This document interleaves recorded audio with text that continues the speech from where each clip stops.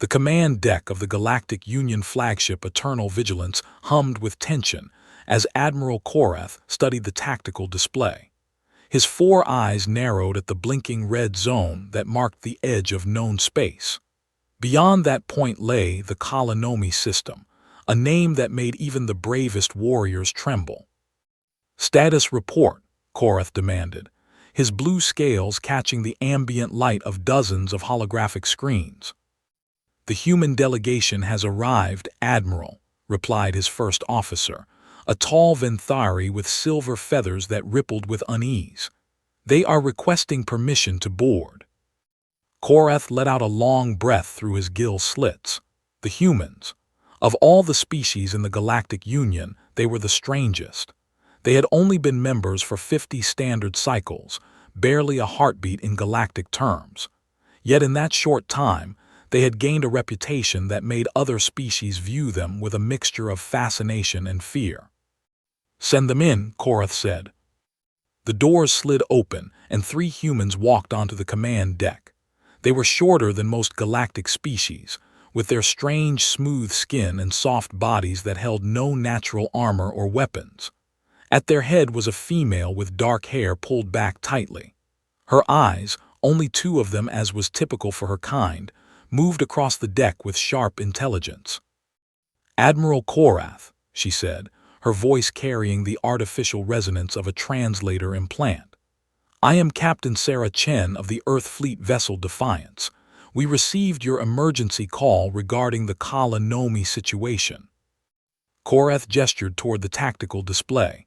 "I assume you know what Nomi is." "A Class 7 death world," Chen replied without hesitation. "Extreme gravity, toxic atmosphere, predatory flora and fauna, and environmental hazards that make standard operations impossible. The Union has listed it as permanently forbidden for the last 2,000 cycles." "Very good." Korath pulled up a new image on the display. It showed a massive space station orbiting a greenish-brown planet that seemed to pulse with malevolent energy. 3 standard weeks ago, the Dominion of Kralith established a military base in orbit around Nomi. They are using the Death World as a shield. Our ships cannot approach without entering the gravitational pull, and our soldiers cannot land on the surface to disable the planetary defense systems. "The Kralith," muttered one of the humans behind Chen, a large male with scars on his arms. "Nasty pieces of work." "Indeed," Korath agreed. "They have been raiding our supply lines for months. With this new base, they can strike deep into Union territory and retreat to a position we cannot assault. Every military analysis concludes that a direct attack would result in total fleet destruction." Captain Chen stepped closer to the display, her eyes fixed on the planet below the station. "What about the surface? You mentioned planetary defense systems." "The Kralith have established ground installations that control the station's shields. Without destroying them, the station is invincible, but the installations are on Nomi itself." Korath's voice dropped to something almost like despair. "No species in the Union can survive on that world for more than a few hours. We sent a probe. It was destroyed in 18 minutes by what appeared to be a plant." A smile crossed Chen's face. It was a strange expression that Korath had learned to associate with humans when they were about to do something unexpected. "Admiral, I'd like to review your complete data on Nomi. Everything you have. Environmental scans, biological surveys, atmospheric composition. All of it." "Captain, I do not think you understand. Nomi has killed every expedition ever sent to its surface. The Gorvan Empire lost 3,000 soldiers in a single landing attempt 2 centuries ago. The Venthari Collective lost their entire exploration fleet. Even the ancient precursors, whose technology far exceeds our own, marked this world as forbidden." "I understand perfectly," Chen said, "but none of those expeditions included humans." Korath stared at her. "You cannot be serious." "Admiral, my species evolved on a world that other races have classified as a Category 3 death world. Our planet has extreme temperature variations, a toxic oxygen atmosphere, massive predators, microscopic parasites, natural disasters, and a star that bombards us with radiation. We have survived ice ages, supervolcanoes, asteroid impacts, and our own self-destructive tendencies. We have climbed the highest mountains and descended to the deepest ocean trenches. We have walked on our moon and sent machines to distant stars. She turned to face Korath directly. Every day, humans face environments that would kill most galactic species in minutes. We do it for sport. We call it tourism. So please, Admiral, send me the data on Nomi. I want to see exactly what we're dealing with. The bridge fell silent. Every officer present stared at the small human female who had just spoken about death worlds as if they were vacation destinations. Korath's first officer made a sound that might have been a gasp or a prayer. "Very well," Korath said slowly. "I will transfer all available data to your ship, but I must ask, Captain Chen, what exactly are you planning?" Chen's smile widened. "I'm planning to take a walk on Nomi and have a conversation with the Kralith about their choice of real estate. The data, if you please, Admiral." As the humans left the command deck, Korath turned to his first officer. "Contact the Union Council. Tell them the humans are going to attempt a ground assault on Nomi." "Admiral, that's suicide." "For any other species, yes." Korath watched the door through which the humans had disappeared. "But I have read the reports from their homeworld. I have seen recordings of their history, their wars, their struggles against their own planet. Part of me believes they might actually succeed." "And the other part?" "The other part is terrified of what it means if they do." The briefing room aboard the Defiance was crowded with soldiers. They sat in rows of seats, their faces showing various degrees of anticipation and focus. At the front, Captain Chen stood beside a massive holographic projection of Nomi that slowly rotated in the air. "Listen up," Chen said, and the room fell silent. "I'm not going to lie to you. This mission is dangerous. The Union has called Nomi a Class 7 death world, the highest rating they have. But I've reviewed the data, and I think they're being dramatic." A few nervous laughs rippled through the room. "Let me break down what we're dealing with." Chen gestured, and the hologram zoomed in on a section of the planet's surface. First, gravity. Nomi has 1.6 times Earth's gravity. That sounds bad, but our Marines have trained in 2G environments. You'll be tired and slow, but you'll live. Second, atmosphere. The air contains high levels of hydrogen sulfide, methane, and sulfur dioxide. For most species, this is instantly lethal. For us, it smells like a combination of rotten eggs and a chemical plant. Our sealed suits will handle it, but if you breach your seal, you'll have about 4 minutes before serious damage. That's 4 minutes more than any other Union species. Third, temperature. The equatorial regions average around 60 degrees Celsius, with spikes up to 80 during the day. Hot, but we've worked in worse. Our cooling suits are rated for 90 degrees sustained. Chen changed the display to show various creatures. Now, the fun part, native wildlife. The image showed a massive creature that looked like a cross between a bear and a scorpion, covered in armored plates. The Union calls this a Kala apex predator. It's about 6 meters long, has armored hide that can stop energy weapons, and hunts using a combination of vibration sensing and thermal imaging. It can run at 40 kilometers per hour and has been known to bring down aircraft. "How do we kill it?" asked Sergeant Martinez, the scarred soldier who had accompanied Chen to the Union flagship. "Same way we kill anything else that doesn't die from regular weapons. Heavy ordnance, concentrated fire at the joints, or if you're feeling creative, lead it into a trap. The creature is big and strong but not particularly smart. Think of it like a really angry rhinoceros." Chen pulled up more images. "The flora is almost as dangerous. These plants," she indicated something that looked like a Venus flytrap the size of a car, "can sense movement and will attempt to grab anything that comes within range. Their thorns contain a neurotoxin that causes paralysis in most species. Fortunately, human nervous systems are different enough that the toxin only causes mild numbness. Still, avoid getting grabbed. "Captain," said Lieutenant Park from the second row, "why do the Union species struggle so much with this world? Some of them are much stronger and tougher than us." Chen nodded. "Good question. The answer is adaptability. Most galactic species evolved on relatively stable worlds. They develop specific adaptations for specific environments. Humans, on the other hand, evolved on a planet that was constantly trying to kill us in new and creative ways. We didn't develop special adaptations. We developed the ability to adapt to anything." She pulled up a comparison chart. "Look at this. The Gorven can breathe underwater but will drown in air. The Venthari can fly but can't handle high gravity. The Kralith are strong but need specific atmospheric conditions. Humans can breathe a wide range of gas mixtures, function in various gravities, handle extreme temperatures, resist numerous toxins, and heal from injuries that would kill other species. We're not the best at anything, but we're adequate at everything."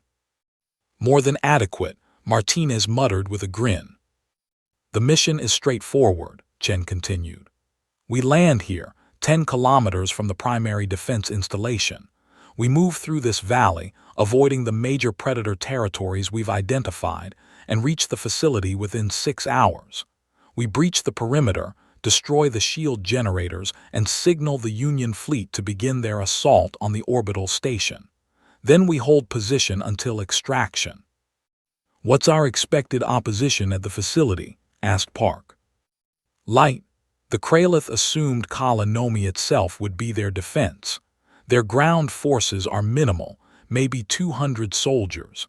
They never expected anyone to actually reach the surface alive, let alone fight their way to the installation." Chen looked around the room at her soldiers. "I know what you're thinking. This sounds impossible. 100 humans against a death world and an enemy base. But remember what we are. We're the descendants of people who crossed oceans in wooden ships, who climbed mountains because they were there, who went to space in rockets that were basically controlled explosions. Our species has a saying, what doesn't kill us makes us stronger. Nomi is going to try very hard to kill us. Let's show this planet that it picked the wrong species to mess with."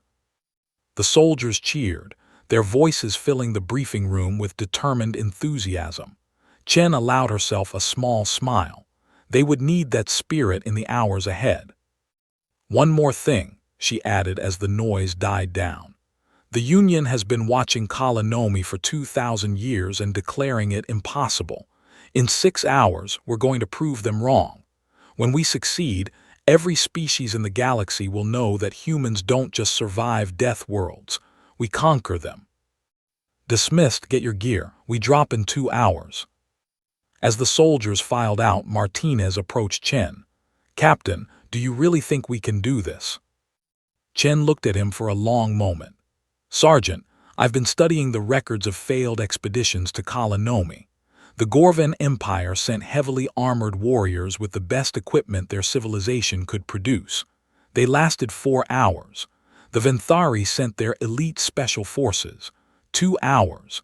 Every species that tried approached this world as a problem to be solved with technology and force. And us. We're approaching it as an environment to survive. That's the difference. Other species see a death world and ask how to defeat it. Humans see a death world and ask how to live on it. We've been doing this for 200,000 years. It's what we do." Martinez nodded slowly. "I served in the Amazon campaign back on Earth. Jungle warfare, hostile wildlife, tropical diseases. Lost some good people there." "Exactly. You've already survived a death world. This is just another jungle, another hostile environment. Different threats, same approach. Stay alert, watch out for your team, adapt to what the environment throws at you. We can do this." "Yes, ma'am." Martinez straightened and saluted before leaving to prepare. Chen remained alone in the briefing room, staring at the slowly rotating image of Nomi. The planet looked almost beautiful in the holographic light, its toxic clouds swirling in patterns that resembled Earth's own weather systems. Somewhere down there, the Kralith thought they were safe. They had chosen this world specifically because no one could reach them. "They're about to learn," Chen murmured to herself, "that there's nowhere in the galaxy humans can't go." The dropship punched through Nomi's atmosphere like a meteor, its heat shields glowing orange against the toxic clouds. Inside, 100 soldiers sat in crash harnesses, their faces hidden behind sealed helmets. Captain Chen watched the readouts on her visor as the external temperature climbed past 500 degrees. "Surface in 90 seconds, announced the pilot over the intercom. "Landing zone is hot. I'm detecting multiple large organisms within 2 kilometers of our touchdown point." "Understood," Chen replied. "All teams, weapons free the moment we touch dirt. First squad establishes perimeter. Second squad secures the equipment. Everyone else prepares to move." The ship shuddered as it broke through the cloud layer. Through the small viewports, Chen caught her first glimpse of Nomi's surface. It was a landscape of twisted rock formations and dense, alien vegetation. The plants were mostly dark purple and crimson, their leaves thick and waxy to survive the harsh conditions. Steam rose from vents in the ground where volcanic activity heated underground water. "Beautiful," someone murmured over the comm. Chen wasn't sure if they were being sarcastic. The dropship touched down with a heavy thump, and the rear doors blew open. Immediately, the soldiers poured out, their boots hitting alien soil for the first time in 2,000 years of Union history. Chen was among the first out, her rifle raised as she scanned the tree line. The gravity hit her like a weight pressing down on her shoulders. Her suit systems hummed as they compensated, but she could still feel the extra strain in her legs. The atmosphere beyond her helmet filter would be deadly, but she could see it clearly enough, a hazy yellow-green that gave everything an otherworldly tint. "Perimeter secure," reported Sergeant Martinez. "No immediate threats." "Don't trust it," Chen warned. "This planet is full of things that hide." As if responding to her words, the ground 20 meters away erupted. What Chen had assumed was a rock formation suddenly moved, revealing itself as a massive creature covered in stone-like armor. It was one of the apex predators, and it had been waiting. "Contact!" Martinez shouted. The creature charged, moving faster than anything that size should be able to move. Energy weapons fire splashed against its hide with no visible effect. "Heavy weapons, joints, and eyes," Chen ordered. 2 soldiers carrying plasma launchers took aim. The first shot went wide, but the second struck the creature's front left leg joint. It stumbled, and in that moment of weakness, a third shot hit its eye cluster. The apex predator screamed, a sound that cut through the atmospheric interference and seemed to vibrate in Chen's bones. It turned and fled, crashing through the vegetation in its retreat. "That was too easy," Martinez said, his voice tense. "That was a probe," Chen corrected. "It was testing us. Now it knows we can hurt it, so it'll be more careful next time. We need to move before it comes back with friends." The team began their march toward the enemy installation. The terrain was brutal, with steep slopes, loose rock, and vegetation that seemed to actively resist their passage. Several times, soldiers had to hack through vines that tried to wrap around their limbs. The toxins in the thorns were exactly as Chen had described, causing only mild numbness even when they penetrated suit material. 3 hours into the march, they reached a river of what looked like water but registered as highly acidic on their scanners.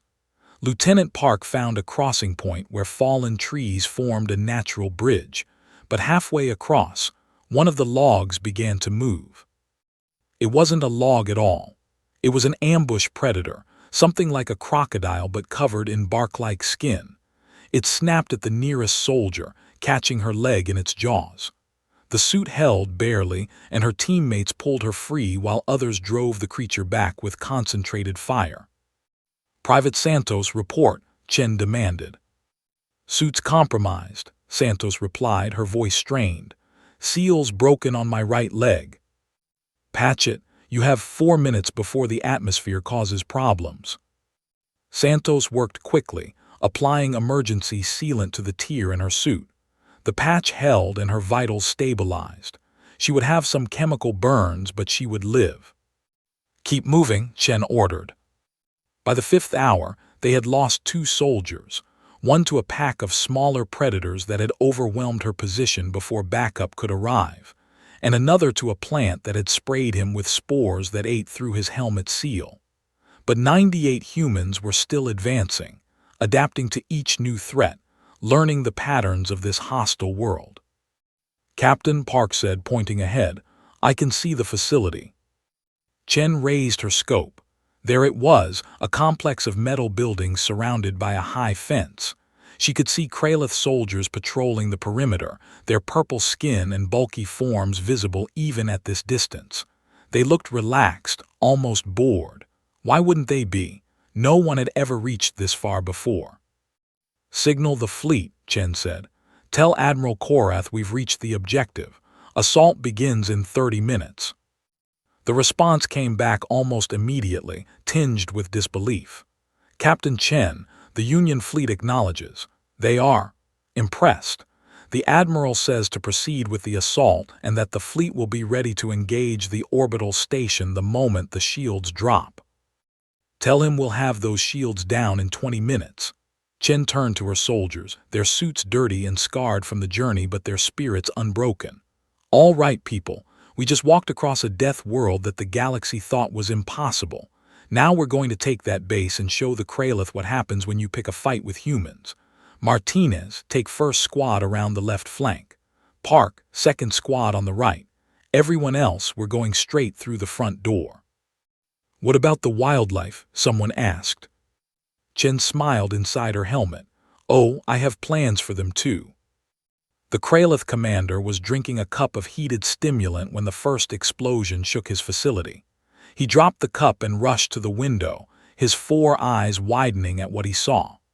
The perimeter fence was breached in 3 places, and figures in strange armor were pouring through, weapons blazing. "Impossible," he hissed. "Sound the alarm, all soldiers to defensive positions." But even as his troops scrambled to respond, they found themselves facing enemies that fought like no species they had encountered. These creatures were small and seemed fragile, but they moved with coordinated precision. They used cover expertly, advanced in overlapping fields of fire, and seemed completely unfazed by the hostile environment that should have killed them. Captain Chen led the frontal assault, her rifle spitting precise bursts that dropped Kraloth soldiers before they could find cover. "Push forward," she shouted. "Don't give them time to regroup." The Kraloth were strong, much stronger than humans. A single blow from their clawed hands could kill. But they were slow, accustomed to overpowering enemies through brute force. Against humans who refused to stand still and fight face to face, they found themselves at a fatal disadvantage. "They're falling back to the central building," Martinez reported from the left flank. "Shield generator must be inside." "Then that's where we're going." Chen rallied her team for the final push. But as they approached the main entrance, the ground began to shake. From the shadows of the surrounding jungle, shapes emerged. Multiple apex predators, drawn by the sounds of battle and the scent of blood. They weren't attacking just the humans. They were attacking everything.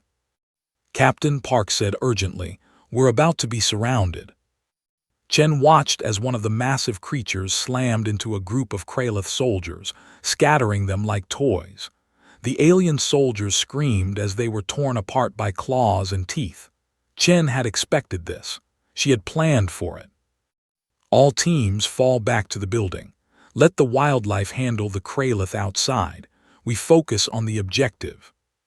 The humans retreated in good order, using the chaos to slip past the apex predators while the creatures focused on the more numerous and easier targets. The Kraloth, with their bioluminescent skin and strong scent, were far more appealing prey than the small, strange-smelling humans in their sealed suits. Inside the building, Chen and her team fought their way through desperate defenders.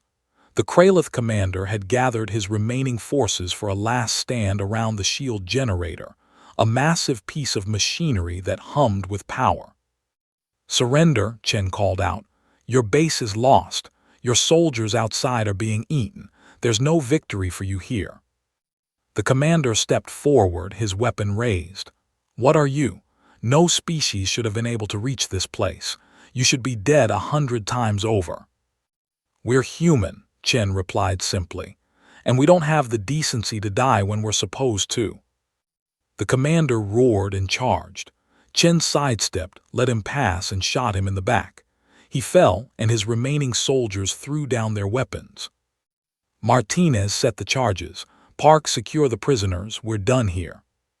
The explosion that destroyed the shield generator was visible from orbit. Admiral Korath watched from his command deck as the protective barrier around the Kralith station flickered and died. Within seconds, the Union fleet opened fire, and the orbital base that had threatened their territory for months was reduced to scattered debris. "Contact from Captain Chen, Admiral," his first officer reported, awe in her voice. "The ground team requests extraction. They report 96 survivors out of 100 original personnel. Mission successful." Korath stared at the display showing the death world below. 96 survivors, 4 casualties, on a world that had killed thousands of the galaxy's finest warriors over 2 millennia. "Get them out of there," he ordered quietly, "and prepare my shuttle. I want to personally welcome Captain Chen when she returns." 3 hours later, Chen stood on the deck of the Eternal Vigilance, her suit scorched and battered, her team gathered behind her. Every officer on the ship had come to witness this moment. Admiral Korath approached, his massive form towering over the small human. "Captain Chen," he said formally, "on behalf of the Galactic Union, I thank you and your soldiers for your extraordinary service. You have accomplished what was thought to be impossible. You have conquered Kala Nomi." "We didn't conquer it, Admiral," Chen corrected gently. "We just visited. That planet is still out there, still deadly, still a Class 7 death world. The difference is that now everyone knows humans can walk on it and walk away again." "Yes," Korath said slowly, "everyone will know." He turned to address the gathered officers. "Let the record show that on this day, the humans prove that there are no worlds beyond their reach. Let the enemies of the Union understand that wherever they hide, whatever defenses they choose, humans will find them." He looked back at Chen. "Captain, I must confess something. When you first told me your plan, I thought you were mad. I thought you were leading your soldiers to certain death. I was wrong, and I am sorry for doubting you." Chen smiled. "Admiral, there's something you should understand about humans. We've been doubted our entire existence. Our own planet tried to kill us for 200,000 years. We survived ice ages, plagues, predators, and each other. Every time someone or something tells us we can't survive, we prove them wrong. It's not arrogance. It's just what we are." "And what are you exactly?" Chen thought for a moment. "We're stubborn, Admiral. Too stubborn to die when the universe tells us to. Too stubborn to accept limits. Too stubborn to stay home when there are stars to reach and worlds to explore. You can call it courage or foolishness or some survival instinct gone haywire. But whatever it is, it's taken us from caves to the stars, and it's not going to stop anytime soon." Korath nodded slowly, understanding beginning to dawn. "The other species feared Kala Nomi because they saw it as death incarnate, but your people saw it as a challenge," Chen finished, "and humans never back down from a challenge." Later, as the fleet prepared to return to Union space, Chen stood alone at a viewport, watching Kala Nomi slowly shrink in the distance. It was still a death world, still dangerous, still deadly, but it no longer held any terror for her. She had walked its surface and returned. Her communicator buzzed. "Captain, message from Union Command. They want to know if humans would be willing to survey other death worlds for potential colonization." Chen laughed. "Tell them we'll start putting together a list, and inform them that we're going to need more drop ships." Because that was the thing about humans. Show them an impossible world, a deadly environment, a place where no sane species would ever want to live, and somewhere, some human would look at it and say, "I bet I could make that work." The galaxy had feared Nomi for millennia. Now they feared something else entirely. The small, stubborn, impossibly resilient species that looked at death worlds and saw real estate. Humanity had arrived on the galactic stage, and they were just getting started.